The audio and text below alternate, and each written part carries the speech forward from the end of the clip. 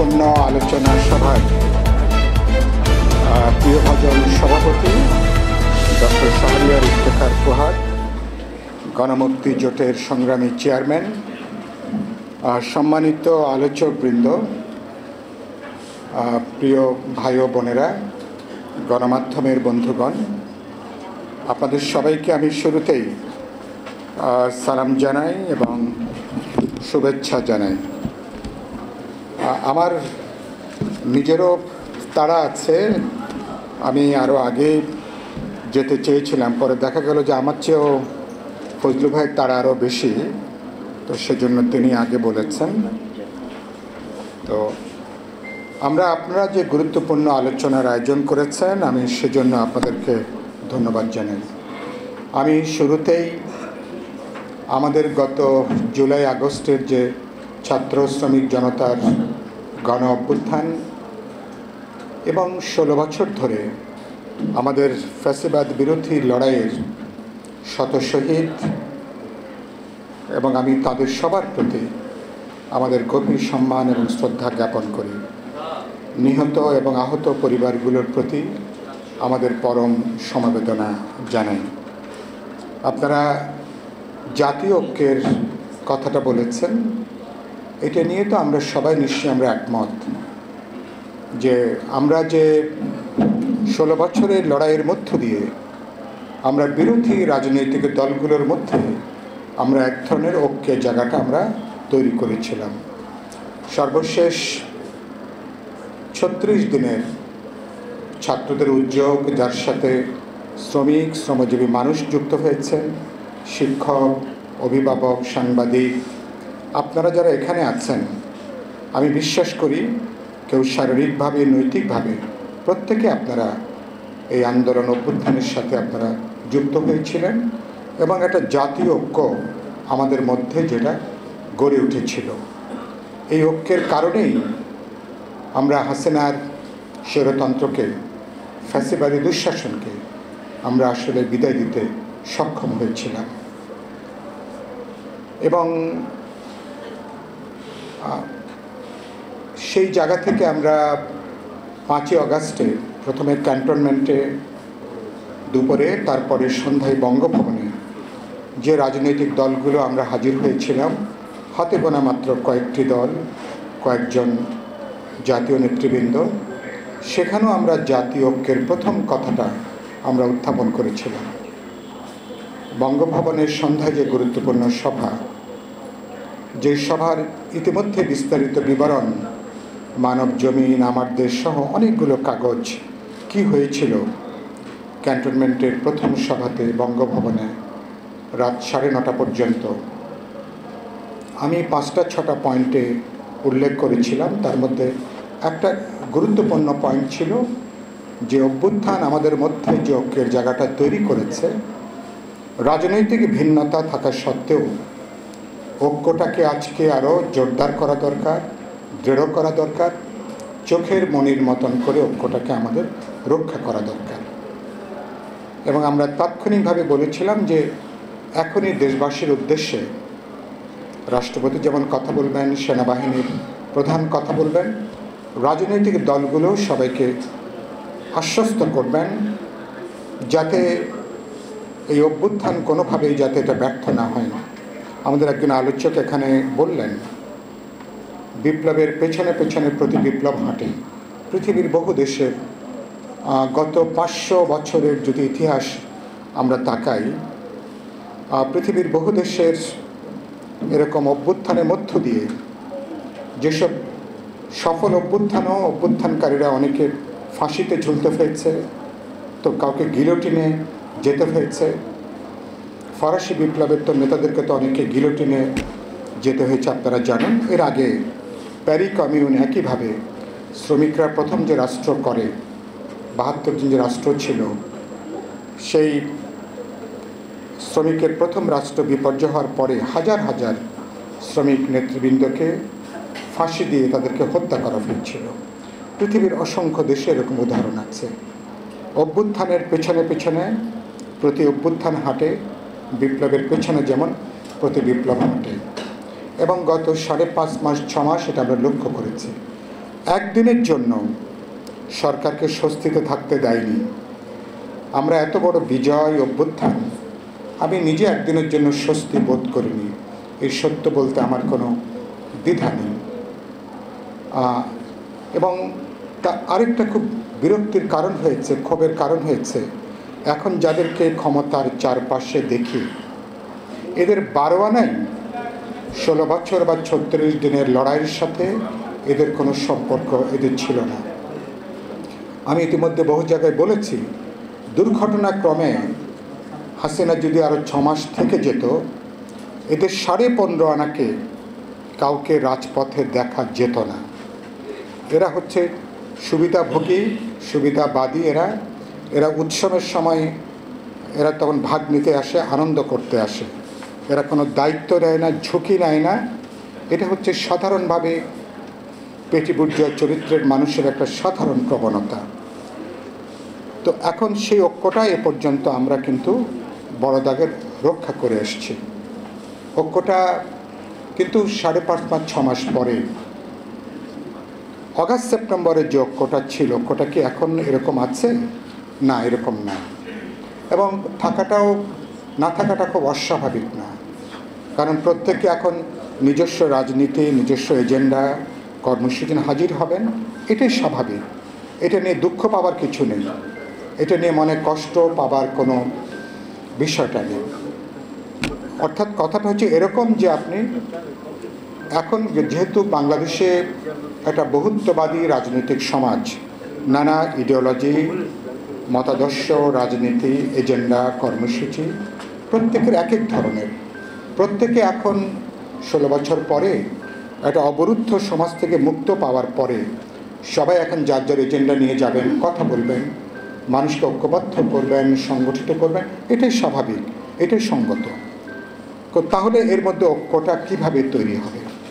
আমি খুব স্পষ্ট করে মনে করি 4 ডিসেম্বর প্রধান উপদেষ্টা যখন আমাদেরকে ডেকেছিলেন একটা সাম্প্রদায়িক সহিংসতার মুখে ইসকনের ঘটনায়, চট্টগ্রামের সাইফুল ইসলাম আলিফ নামে যে তরুণ আইনজীবীকে বর্বরচিতভাবে কুপিয়ে যেভাবে হত্যা করা হয়েছিল, খেয়াল করবেন, খুব আশঙ্কা ছিল চট্টগ্রাম হয়তো রক্তের মধ্যে ভেসে যাবে, সারা দেশে হয়তো একটা সাম্প্রদায়িক সহিংসতা তৈরি হবে, হয়তো অনেক মন্দির, অনেক কিছুতে আক্রান্ত হবে। কিন্তু আমাদের মানুষ অসাধারণ ধৈর্যের পরিচয় দিয়েছে, ধর্মীয় সম্প্রীতির পরিচয় দিয়েছে, সহনশীলতার পরিচয় দিয়েছে। নরেন্দ্র মোদী, বিজেপি যেটা চাইছিল যে আমরা এরকম একটা সহিংসতার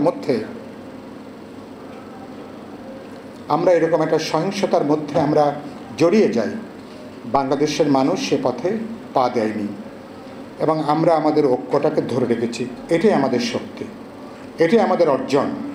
এবং ওরা চাইছিল হিন্দু মুসলমানের দাঙ্গা হোক, সাম্প্রদায়িক এখানে উত্তেজনা তৈরি হোক, এখানে রক্ত গঙ্গা এখানে বয়ে যাক। বাংলাদেশের মানুষ, আমরা নানা ধর্ম, বর্ণ, সম্প্রদায় থাকার পরেও এই জাতীয় ঐক্যটাকে, অভ্যুত্থানের ঐক্যটাকে চোখের মণির মতন করে, বুকের পরম ধন মনে করে, নিজের অস্তিত্বের অংশ মনে করে এটাকে আমরা রক্ষা করেছি। এটাই বাংলাদেশের ঐতিহ্য গত শত শত বছরে। আজকে আপনারা যে এজেন্ডাটা করেছেন, এটার সারবস্তুটা আমি মনে করি এইখানে।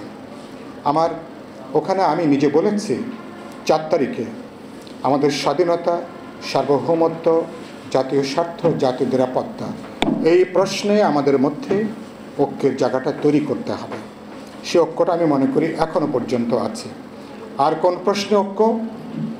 আমরা একটা 16 বছর মানুষ যে ভোট দিতে পারেনি, এদেশের মানুষ তো একদিনের রাজা থাকে, 5 বছর পর পর তার ভোটের অধিকার হরণ করা হয়েছিল। ভোটের অধিকার নিশ্চিত করা, অবাধ, নিরপেক্ষ, বিশ্বাসযোগ্য নির্বাচন এবং বাংলাদেশ যেটা গণতান্ত্রিক অভিযাত্রার পথে হাঁটবে, এই প্রশ্ন আমি বিশ্বাস করি সকল রাজনৈতিক দলের মধ্যে একটা সাধারণ ঐক্যের জায়গাটা আছে। তাহলে স্বাধীনতা, সার্বভৌমত্বের প্রশ্নে, জাতীয় স্বার্থ, জাতীয় সম্পদ রক্ষার প্রশ্ন এবং আমাদের এখানে ভোটাধিকার, প্রতিদ্বন্দ্বিতাপূর্ণ নির্বাচন, আমার এখানে প্রয়োজনীয় সংস্কার এবং একটা গণতান্ত্রিক অভিযাত্রা, এই প্রশ্নে ঐক্যটা আমাদেরকে ধরে রাখতে হবে। সেজন্য আমি মনে করি বৈচিত্র্যের মধ্যে ঐক্য দরকার, ভিন্নতার মধ্যে রাজনৈতিক ঐক্যটাকে ধরে রাখাটাই হচ্ছে রাজনৈতিক প্রজ্ঞা এবং দূরদর্শিতার বহিঃপ্রকাশ। আমি মনে করি আমাদের বিপ্লবী ওয়ার্কার্স পার্টি, গণতন্ত্র মঞ্চ, বিএনপি সহ যারা যুগপৎ ধারায় ছিলেন, যুগপথের বাইরেও অসংখ্য দায়িত্বশীল রাজনৈতিক দল আছেন, ইসলামী ঘরানার দল আছেন, প্রগতিশীল গণতান্ত্রিক দেশপ্রেমিক ধারার অনেক দল আছেন। আমি মনে করি প্রত্যেকেই ব্যতিক্রম ছাড়া দেশপ্রেমের চেতনায়, গণতান্ত্রিক মূল্যবোধে প্রত্যেকে আজকে উজ্জীবিত। আপনার সাথে আমার একটা ভিন্নতা আছে, এটা রাজনৈতিক পার্থক্য। আপনি আমার শত্রু নন, বড়জোর বলা যেতে পারে আপনি আমার রাজনৈতিক প্রতিপক্ষ। কিন্তু আমাদের সংস্কৃতিটা হচ্ছে প্রতিপক্ষকে দমন করো, দলন করো, নিঃশেষ করো, তাকে উচ্ছেদ করো। এটা স্বৈরতান্ত্রিক মনোভাব, এটাই ফ্যাসিবাদী মনোভাব। তাহলে আপনার সঙ্গে আওয়ামী লীগ বিরোধী দলগুলোর পরে হামলাটা কেন করলো? কেন এরকম একটা মুক্তিযুদ্ধের পরে এরকম একটা সংগঠিত গণহত্যা চালালো? কেন বিভিন্ন দলের উপরে নজিরবিহীন হামলা, আক্রমণ, নির্যাতন চালিয়েছে? কেন এটা কখনো ভেবেছেন? মানে রাজনৈতিক প্রতিপক্ষকে আদর্শিকভাবে, রাজনৈতিকভাবে মোকাবেলা করার ক্ষমতা আওয়ামী লীগ হারিয়ে ফেলেছিল। আওয়ামী লীগের তো একটা মৃত্যু ঘটেছিল তো ৭২ সালে।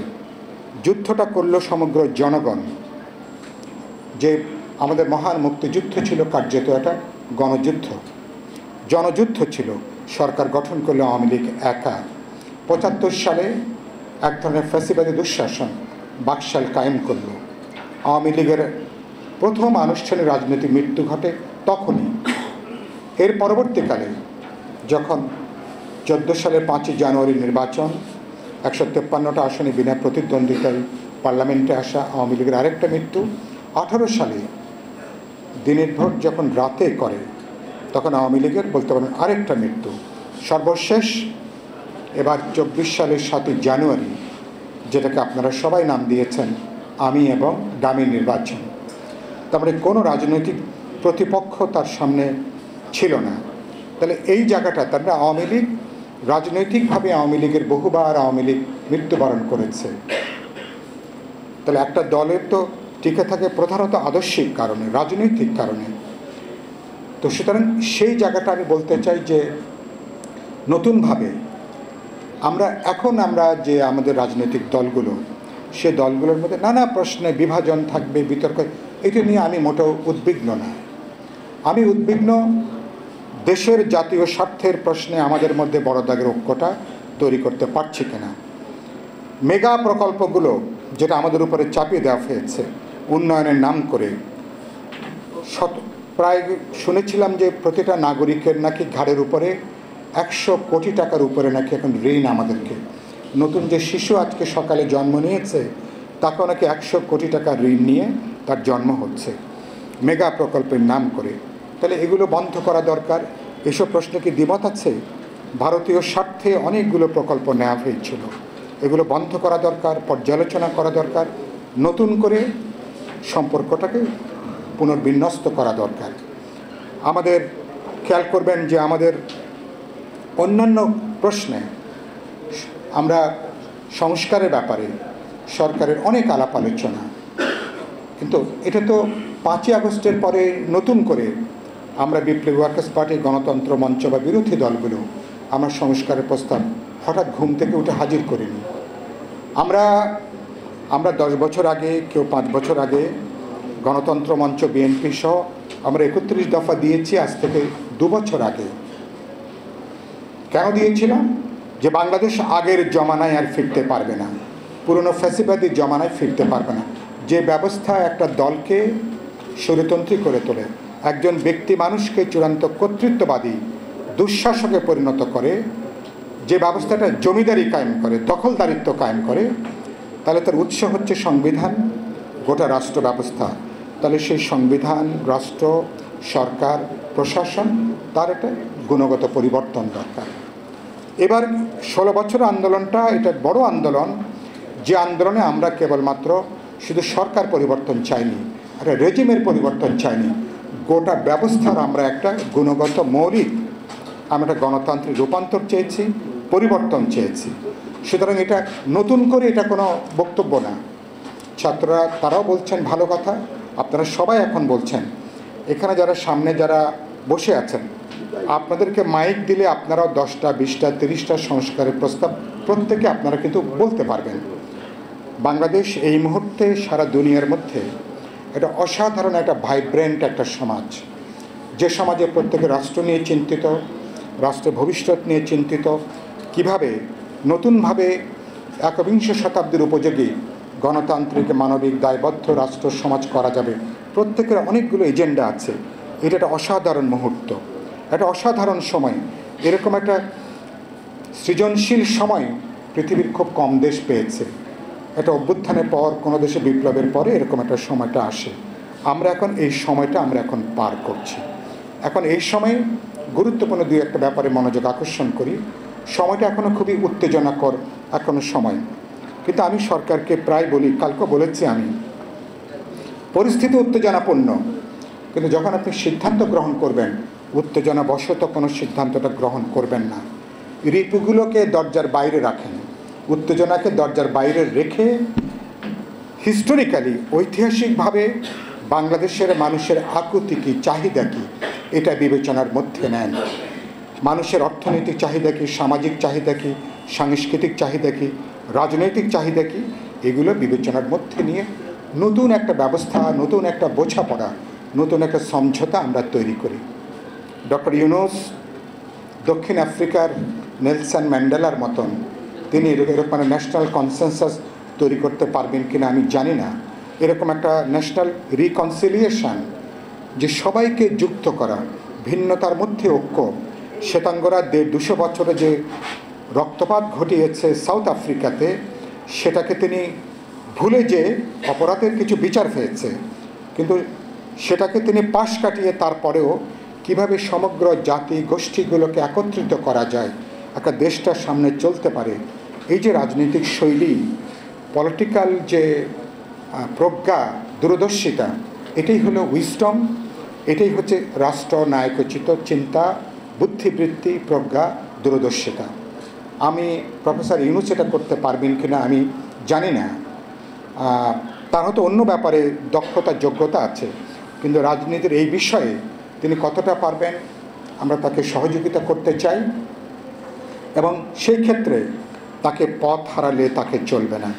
তিনি পরশুদিন তিনি সুইজারল্যান্ডের ব্যবস্থা থেকে ইন্টারন্যাশনাল মিডিয়াকে যে বক্তব্য দিয়েছেন, ইতিমধ্যে যেটা বাংলাদেশে সমালোচিত হয়েছে। এই সরকারের কাজ তো কোনো বিশেষ দল গঠনের ব্যাপারে মদত জোগানো সরকারের কাজ না, বিশেষ কোনো ইডিওলজি, বিশেষ কোনো পক্ষ, বিশেষ কোনো দলকে সহযোগিতা করা, প্রণোদনা জোগানো এই সরকারের কাজ নয়। তাহলে সরকার গণঅভ্যুত্থানের সরকার, আমাদের আপনাদের সবার সহযোগিতার সরকার। এই সরকারকে মানুষ এখনো সহ্য করছে কেন? সরকার কোনো ক্ষেত্রেই, অধিকাংশ ক্ষেত্রে ভালো কোনো রেকর্ড তৈরি করতে পারেনি সত্য। দ্রব্যমূল্য বলি, সিন্ডিকেট ভেঙে দেওয়া বলি, আইন শৃঙ্খলা বলি, জননিরাপত্তা বলি, কোনো ক্ষেত্রেই সরকারকে আপনি ভালো নম্বর দিতে পারবেন না। হ্যাঁ, তারপরে 6 মাস সরকার টিকে আছে, এটাও একটা সাফল্য। টিকে আছে আমাদের সমর্থনের জন্য, যেটা আমাদের সরকার, ফলে আমরা অনেক কিছুকেই বাইরে আমরা প্রকাশ করছি না। ফলে আমরা কেন করছি না? সরকারকে আমরা ব্যর্থ করতে চাই না, বিব্রত করতে চাই না, সরকারকে আমরা বিপর্যয়ের মধ্যে নিয়ে যেতে চাই না। কিন্তু একই সাথে সরকারের চরিত্র হচ্ছে একটা দল নিরপেক্ষ সরকার, একটা অদলীয় সরকার। তারা যদি বিশেষ কোনো দল, বিশেষ কোনো পক্ষ, ছাত্র তরুণরা হোক, অন্য কোনো রাজনৈতিক অংশ হোক, কোনো অংশীজন হোক, যদি বিশেষ কোনো দিকে ঝুঁকে পড়েন, সরকারের নিরপেক্ষ চরিত্র নিয়ে প্রশ্ন উঠবে, সরকারের গ্রহণযোগ্যতা নিয়ে প্রশ্ন উঠবে, রাজনৈতিক দলগুলির সাথে অপ্রয়োজনীয় দূরত্ব তৈরি হবে, বিভক্তি বিভাজন আরও বেশি বাড়বে, এবং তখন এই সরকারের অধীনে জাতীয় নির্বাচনও করা যাবে কিনা সে প্রশ্ন কিন্তু উত্থাপিত হবে। আমরা দেখতে চাই এই সরকারের অধীনে আমরা নির্বাচনটা করতে চাই। সরকার তার নিরপেক্ষতাকে অব্যাহত রাখবেন, সবার সাথে আলাপ আলোচনা করবেন, কথাবার্তা বলবেন, জাতীয় ঐক্যের সেতুবন্ধনটা এটাকে রক্ষা করবার প্রধান দায়িত্ব বর্তমান সরকারের, এরপরে হচ্ছে রাজনৈতিক দলগুলোর দায়িত্ব। সুতরাং নির্বাচন কবে